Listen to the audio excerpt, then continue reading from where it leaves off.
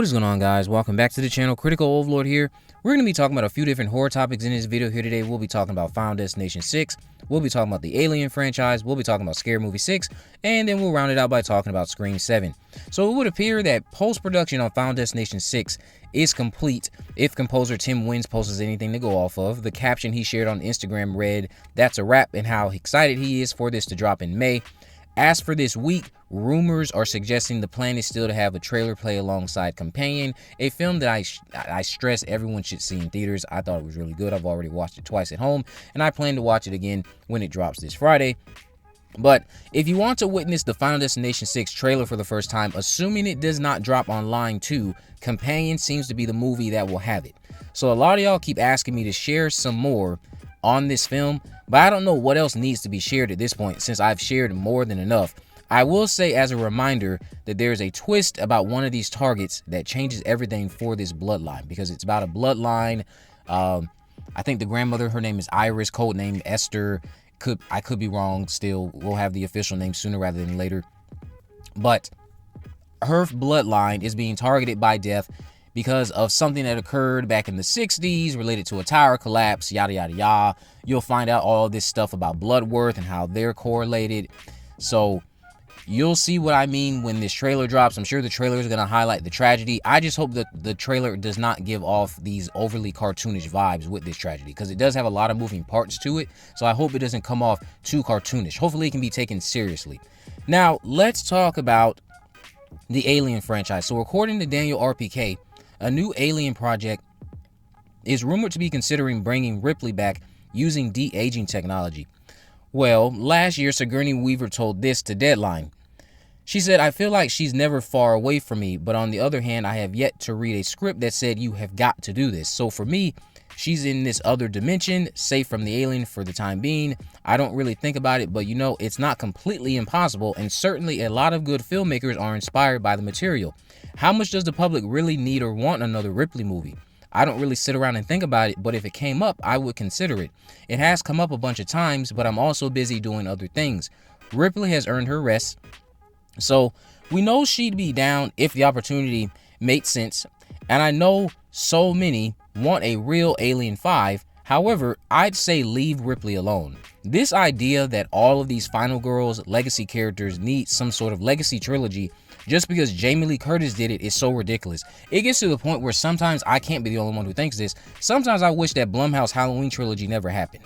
Jamie Lee Curtis was just correcting a horrendous exit for Laurie Strode, but that doesn't mean do it for everyone else too. Sidney Prescott did not have a horrendous exit from the Scream franchise where she was unceremoniously killed off the top of a balcony, or killed on top of a balcony, falling to her death after doing some of the most idiotic things. I gotta stop because I don't want to go off a tangent about resurrection, but yeah, sometimes you gotta just let these characters have terrible endings. Not every character is gonna have a good ending. Does every character deserve a good ending? No, but you could argue that some characters do deserve a proper ending that's at least good to their character and not a slap in the face and something happy for them. But if that doesn't happen, that doesn't mean because someone else got to do it, oh, let's actually do it for that one, do it for this one. No, some people are going to get a terrible ending. You only got one shot, you fucked it up. Now let's just live and accept that. Let's move on. And it has nothing to do with Fede Alvarez's Romulus sequel, just because I know he chimed in over on X, but it has nothing to do with that project. It's possibly connected to the Ridley Scott film that we know the Hollywood Reporter talked about and reported on last year as being in development. So we'll see what comes of that. Now, let's talk about Scary Movie 6. So Marlon Wayans revealed that Scary Movie 6 is dropping on June 12, 2026 over on Instagram. We know that they are back to write the film The Wayans Brothers, which was a sigh of relief for many fans, myself included. Ghostface, we know, is coming back according to Dave Sheridan, who starred as Doofy. All the right decisions so far are being made. Now we only wait for Regina and Anna to return, and this will feel like a real comeback. However, I again will stress Anna and Regina being present for 4 only did so much for that movie. That quality took a major hit due to the absence of the Wayans. That's my opinion. That's a lot of other people's opinions. I'm confident that their return will lead to an entry that is the best since Scary Movie 3, even if the 2 stars we want back the most do not sign. But who am I kidding? Anna and Regina seems like a matter of if, or a matter of when versus if. it seems like they are coming back. Both have expressed interest. Both, to my knowledge, don't really have a lot that they have going on. If I'm wrong, let me know about their upcoming projects down in the comment section below that could deter them from signing on to Scary Movie 6. But I feel like everything's being done to purposely make sure that they get these women back in their iconic roles. And who knows, maybe we will get a Shorty return.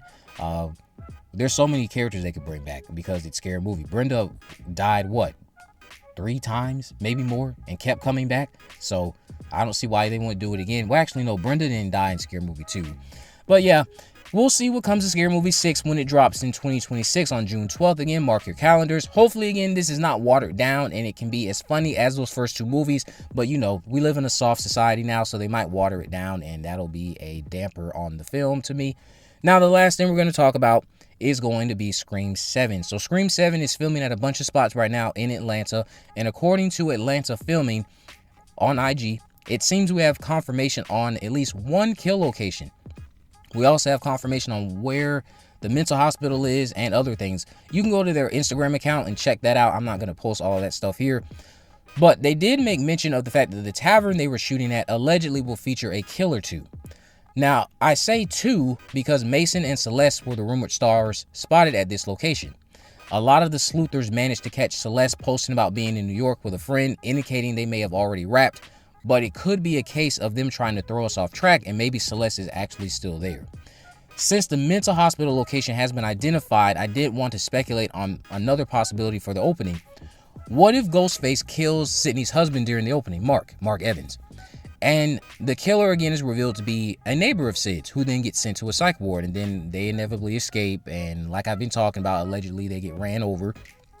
I just feel like Scream 7 is going to take the semi-easy route when it comes to Mark, and they're going to tell the story of a widowed single mom versus convincing me to give a crap about Mark Evans. It'd be much easier to sell me on Sydney's grief and her heartbreak versus wasting time trying to introduce Mark Evans, a random man who I probably at the end of the day won't give a fuck about either way. I'm just here for Sydney. But taking the easy route and killing him, telling the narrative about her grief, I think that's what they're going to do in Scream 7. Something tells me that's what we should prepare for. And possibly that could be why Patrick Dempsey said, I'm not doing this. You want me to come back just to die? But we'll see. Now, I do want to talk about Robbie. The Robbie character, since the rumor is starting to become a little bit hotter online, I want to talk about who allegedly stars as Robbie in this film. And forgive me for my voice, I am a bit under the weather. But according to what was allegedly spotted on set, and you can look at this image just so you can know that Robbie is an actual character in this film. This is from the set of Scream 7.